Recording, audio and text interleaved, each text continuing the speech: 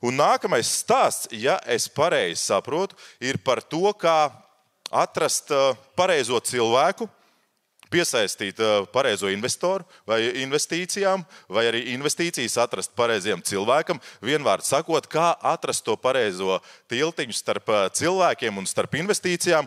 Un nākamais runātājs, ja man austiņā pareizi čukst, esot piesaistījis kādu ļoti interesantu investoru no sporta jomas, vai to mēs dzirdēsim vai nē, to mēs redzēsim turpmākajās minūtēs. Tāpēc dāmas un kungi, mums šeit uz skatuves kāps mobīlo spēļu izstrādes uzņēmuma BeatRootLab līdzdibinātājs, un par viņu arī ir šāds stāsts par viņu pieredzi. 12 gadus vada uzņēmumu BeatRootLab projektu Kolizeum un Zīvers dibinātājs, kas vēl interesanti. Forbes 30 zem 30. Es domāju, ka jūs zinat, ko tas nozīmē 30 zem 30, un tāpēc ar jūsu skaļiem aplausiem. Dāmas un kungi, Edgars Vecozoliņš.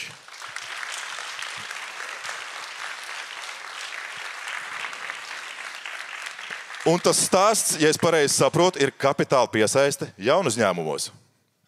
Jā, Edgar, man jānāk šeit, jā. Okay. Diezgan tāds jaudīgs pieteikums.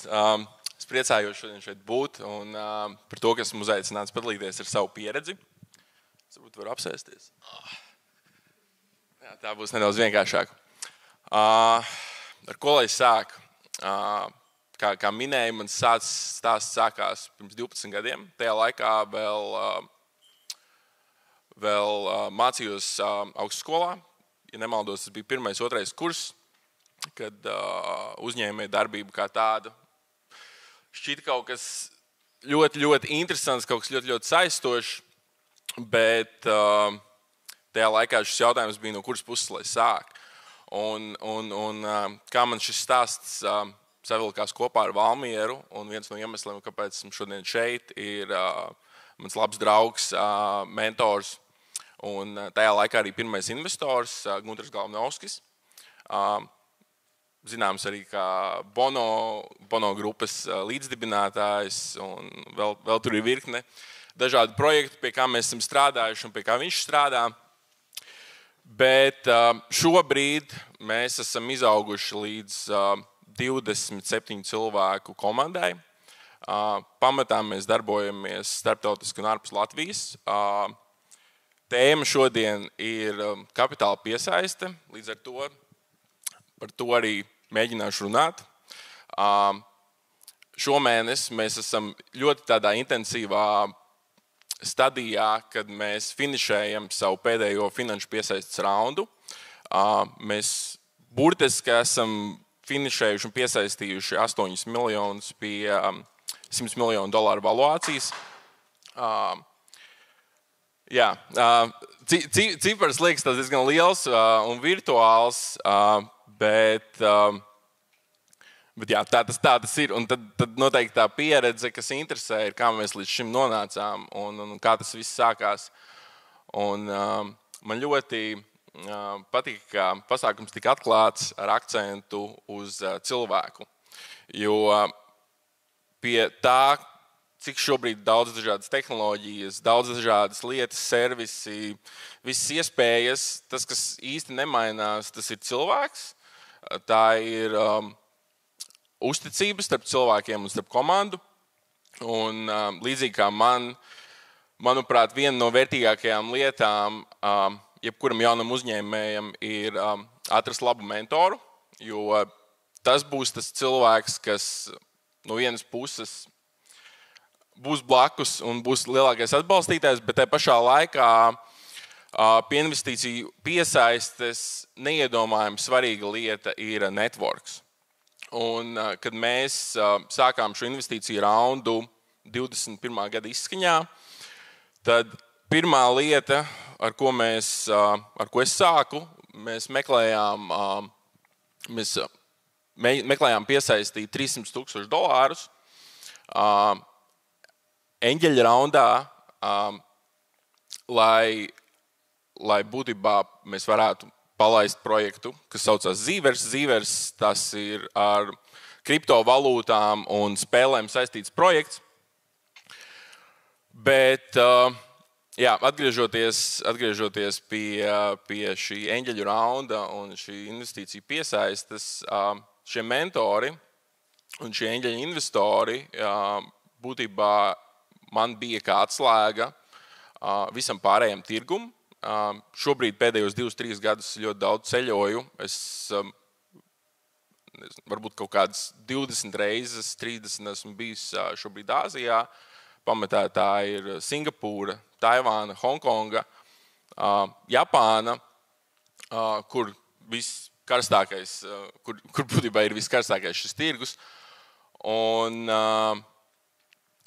lai šajā visā tiktu iekšā, šis networks ir būtībā tāda kā atslēga, jo tad, kad iet runa par riska kapitāla fondiem, īsti nav tāda instrukcija, kā pie viņiem aiziet, vai kā viņiem sagatavoties, vai tu vari pieklauvēt pie durvīm un kāds tevi gaidīs atklātām rokām. Tad šis būtībā bija tas brīdis, kad visi šie mentori un eņģeļu investori nāk iekšā kompānijā ne tikai ar kapitālu, bet pamatā ar šo pievienoto vērtību, kas mūs sagatavoja būtībā šim izaicinājumam. Un tajā brīdī, kad mēs bijām gatavi, arī palīdzēja atvērt šīs durvis.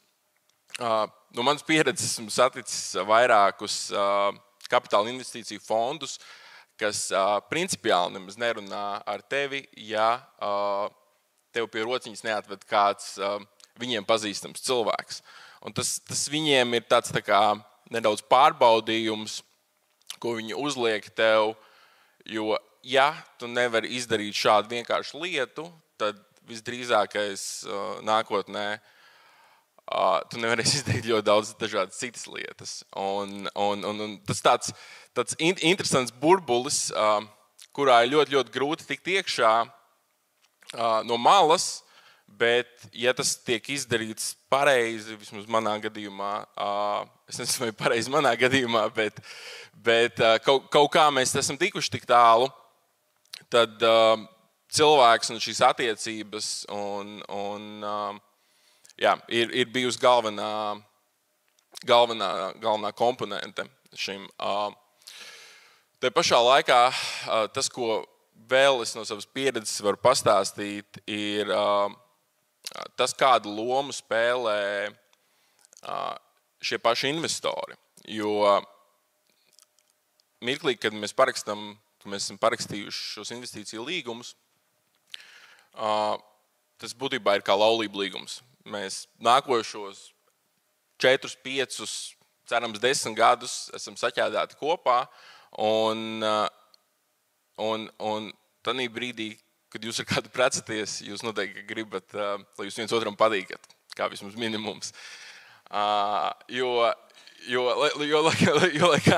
Lai kā skatītos un iet uz priekšu, kapitāls ir viena lieta, bet tā pievienotā vērtība, ko šie partneri dod, ir bieži vien atšķirības starp veiksmi un neveiksmi.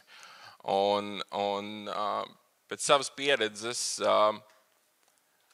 ir bijuši dažādi veidi investori. Pamatā šī pieredze ir laba, bet vēl viena lieta, ko es esmu iemācījies un sapratis, ir, kad šie investori, ko mēs piesaistam, vai ko jūs piesaistat savos uzņēmumos, kaut kādā mērā ir arī brandings. Būtībā, kamēr jums nav produkta, kamēr mums nebija produkta, tad šo cenu, šo latiņu notur šo investoru vārdi.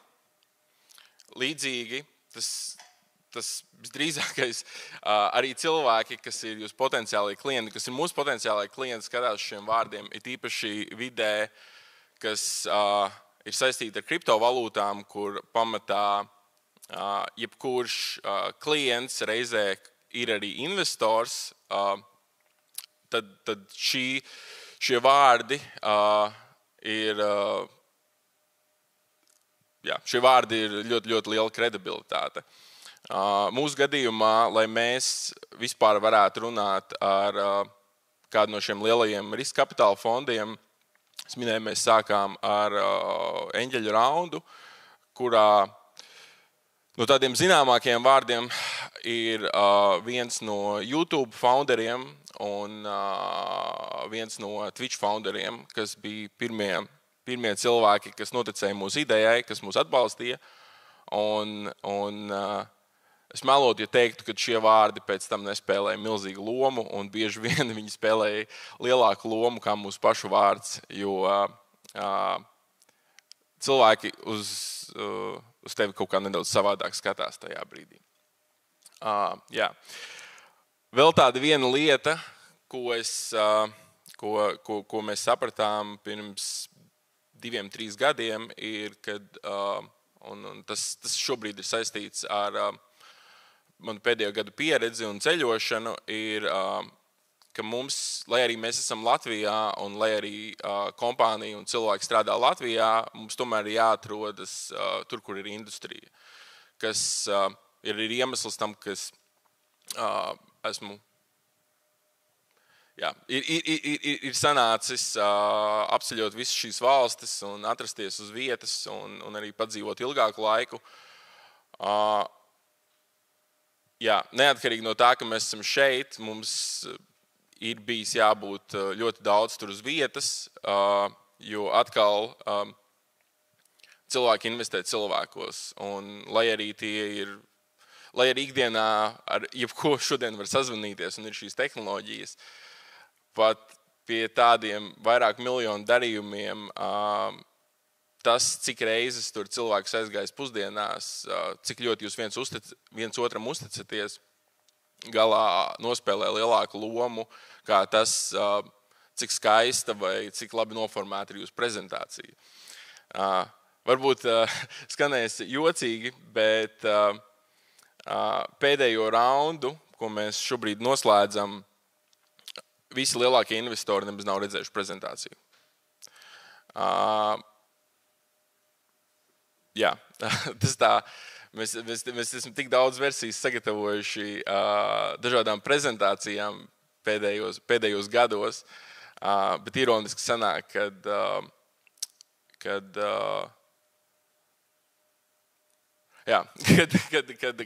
tas viss kaut kādā mērā nedaudz bijis lieki, un kad apakšā galvenais ir visas šīs attiecības, kas manā gadījumā nozīmē atrasties tur un dzīvot tur, un arī iemācīties to kultūru. Vēl viena tāda interesanta lieta, ko es pēc šiem gadiem esmu pieredzējis un iemācījies, man to teica mans viens labs draugs un mentors, kad cilvēki neinvestē lietās, kas ir šodien. Viņi investē lietās, kas vēl kaut kad būs. Un tas, ko man kā uzņēmējam vienmēr ir bijis nedaudz sarežģīti parādīt un iedot, jo es pats esmu ļoti uz produktu orientēts cilvēks, ne tik daudz kā uz sapņu pārdošanu, ir būvēt un rādīt to, kas ļauj cilvēkiem iztēloties, kas tas varētu kādreiz kļūt. Un nekas vairāk nepalīdz kā pāris labi grafiki, kas iet uz augšu, kas ir balstīti uz jau esošiem klientiem. Un kā rezultātā visi šie 2-3 gadi ir nedaudz raksturojami kā dzelzceļa būvēšana mirklī, kad vilciens jau brauc. Sanāk tā, kad mēs visu laiku liekam sliedes, vilciens brauc, un mums ir jāparāda, ka šis vilciens var aizbraukt kaut kur ļoti, ļoti, ļoti tālu. Jā, tas tāds nedaudz no manas pieredzes. Jā. Vēl viena tāda lieta, ko esmu iemācījies saistībā ar fundraisingu un vairāk kā, es domāju, šobrīd man ir bijuši vairāk kā 100-150 zvani un tikšanās ar dažādiem riska kapitāla fondiem, ir radīt situāciju, kurā investori grib tev skriet pakaļ, nevis otrādāk. Un, kā viens no maniem mentoriem teica, tas ir ļoti līdzīgi, kad tu aizej uz bāru un pie letes stāv meitene, kur ar nevienu negrib iepazīties, bet visi ar viņu grib iepazīties. Un tad tas novēlējums no viņa bija, esi tā meitene, kas stāv pie bāra un ar ko visi grib iepazīties. Tad, ar to es varbūt varētu arī pabeigt, bet jā, mana pieredze līdz šim pie tā, kādas tehnoloģijas, kādi tirgi, ir tas, ka šīs cilvēka attiecības, kas tiek uzbūvētas, ir galā pamats, jo cilvēki investē cilvēkos. Paldies!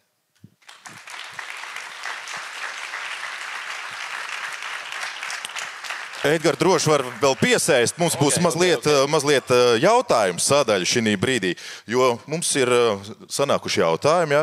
Un visvairāk šobrīd īkšķīši ir vienam jautājumam. Kaut gan man interesē, tas kaut kas, kas nav sanācis un tā, bet sāksim ar to jautājumu, kurš visvairāk interesē mūsu dalībnieks. Pastāst lūdzu īsi, kā reāli notiek sarunas ar potenciāliem investoriem.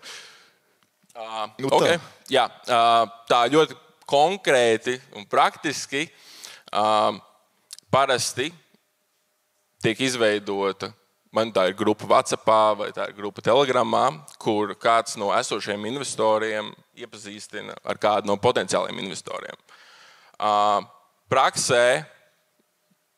Praksē tiek saskaņots zvans, vai zvana laiks vai tikšanās, atkarībā no tā, vai mēs atrodamies uz vietas vai nē. Un tās ir 30 minūtes, kas tev parasti tiek dotas laika, lai noprezentētu savu ideju, bet tajā pašā laikā, lai pārliecinātu būtībā, lai pārliecinātu par to, ka tev ir vieta tirgū, kas īstenībā ir pati galvenā komponente, ir iedot investoram sajūtu, kad tam visam, ko tu dari, ir tirgus. Jā, praksē tas ir kafijas krūzīte, kur jūs abi pasēžat un tu izstāsti un mēģini pārliecināt viņu par savu sapni un projektu. Tajās 30 minūtēs, ja var iestarpināt, kas ir tie svarīgākie, 3 atslēgas vai zelta punkti, kuri ir jāpasaka, jāaiznes tam investoram, lai paņemtu tevi? Šis ir tāds diezgan interesants uzskats, kad ir tādi zelta vārdi, kurus pasakot visiem saņems kājas. Visiem saņems kājas, ja tu parādi grafiku, kurš nepārprotami iet uz augšu. Bet tas, kas tev ir jāparāda, ir, ka tam, ko tu dari, ir milzīga vilkme. Un to varbūt nevar tā ielikt pāris vārdos vai pāris slaidos, bet tā ir kaut kāda loģika tajā, ko tu dari, un tad šie dati un šie pārējie investori ir kā apliecinājums tam, ko tu dari. Vēl viens jautājums. Kas investīciju piesaistes procesā tev sagādā visvairāk gandarījumu, vislielāko gandarījumu?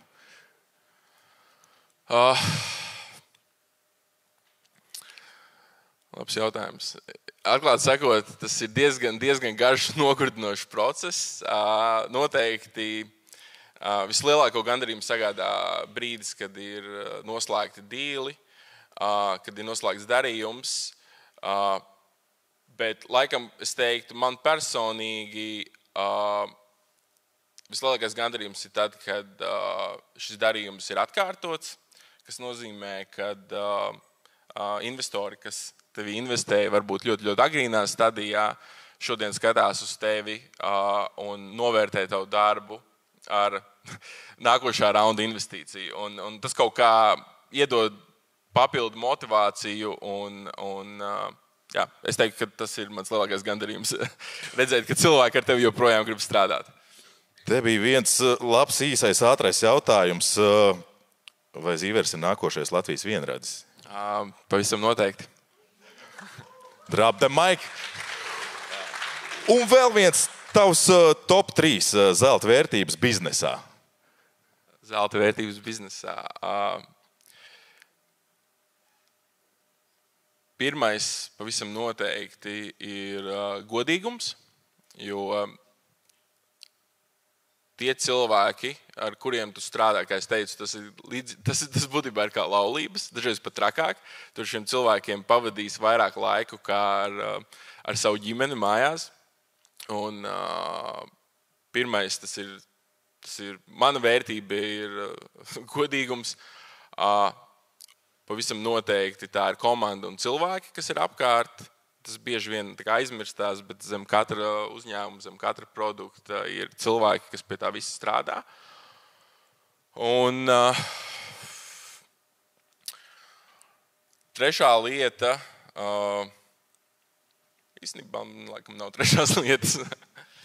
Manuprāt, tas jau par to cilvēku, tas jau bija jau daudz un spēcīgi. Es tā arī sakrītu ar šodienas uzstādījumu. Un šis arī mums ir tāds, kā saka, labs tiltiņš uz nākamo runātāju, tāpēc es šajā brīdī teikšu paldies. Ja vēl kāds varbūt, kā saka, dzīvais jautājums, ir viens dzīvais jautājums, tad dosim iespēju un tad pēc tam ķersimies pie nākamajiem runātājiem.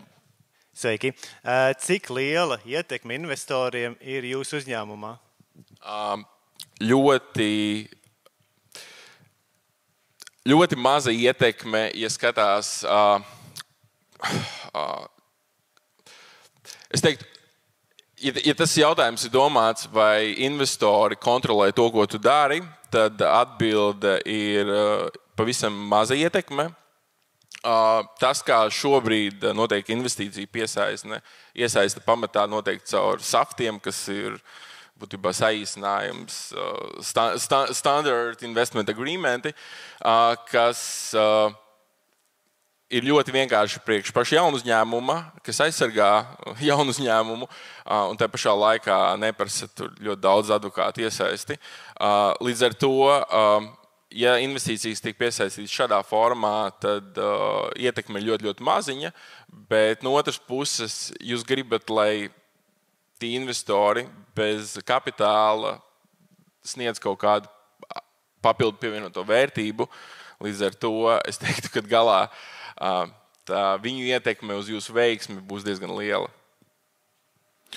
Paldies, Edgar. Vēl pēdējais jautājums. Vai tu būsi pauzītē un varēs tev noķert un pajautāt vēl kādus jautājumus? Cikos ir pauzīte? Pēc 2 runātājiem. Jā, pavisam noteikti. Es ceru, ka pārējie jautājumi arī gan jau atradīs tevi, jo mums tur bija diezgan daudz interesanti jautājumi. Paldies, Edgaram, vēlreiz. Aplausi un lai izdodas. Ejam uz unikornu.